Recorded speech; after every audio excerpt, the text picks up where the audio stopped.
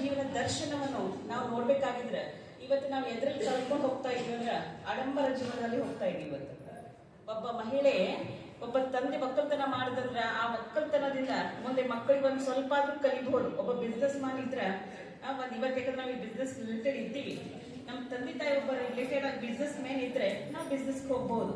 ಆದ್ರೆ ಒಬ್ಬ ತಾಯಿ ಮೌಢ್ಯವನ್ನು ಅಳವಡಿಸ್ಕೊಂಡು ತನ್ನ ಇಡೀ ಜೀವನ 60 ವರ್ಷ 70 ವರ್ಷ 40 ವರ್ಷ ಆ ಮೌಢ್ಯದಲ್ಲಿ ಆಚರಣೆ ಮಾಡ್ಕೋತ ಬಂದಾಗ ಏನನ್ನು ಕಲಿಸ್ಲಿಕ್ಕೆ ಸಾಧ್ಯ ಅದ ಒಬ್ಬ ತಾಯಿ? ಅದನ್ನೇ ಕಲಿಸ್ಬೇಕಾಗ್ತದೆ ನಾವು. ಯಾವಾಗ ನಾವು ಅದನ್ನ ತಿಳ್ಕೊಳ್ಳಲ್ಲ ಅಂದಾಗ ನಾವು ಒಳ್ಳೆ ನಾಗರಿಕಗಳಾಗಿ ನಾವು ಒಬ್ಬ ಹೆಣ್ಣು ಮಗಳನ್ನು ನಾವು ಒಬ್ಬ ನಾಗರಿಕ ಸ್ವತಂತ್ರ ವ್ಯಕ್ತಿಯಾಗಿ ಮಾಡಕ್ಕೆ ಸಾಧ್ಯ ಇಲ್ಲ. ಏನು ಸ್ವತಂತ್ರ ಸಿಕ್ಕಿದ್ದು ನಮ್ಗಂದ್ರ ನಾವೆಲ್ಲಿ ಓಡಾಡ್ಬೋದು, ಏನು ಉಟ್ಕೋಬಹುದು, ಏನು ತೊಟ್ಕೋಬಹುದು, ನಮ್ಮ ಸ್ವತಂತ್ರ ಏನದ ಇಷ್ಟೇ ಅದ. ಆದ್ರೆ ನಮ್ಮ ಮಾನಸಿಕ ಒಳಗಿರುವುದೇನದ, ನಾನು ಒಬ್ಬ ಹೆಣ್ಣು.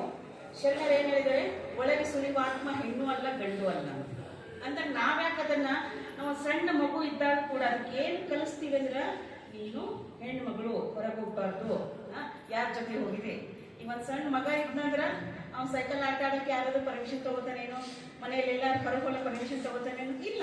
ಆ ಹುಡುಗಿಗೆ ಯಾವ ಸ್ವತಂತ್ರ ಕೊಟ್ಟಿದೀವಿ ನಾವು,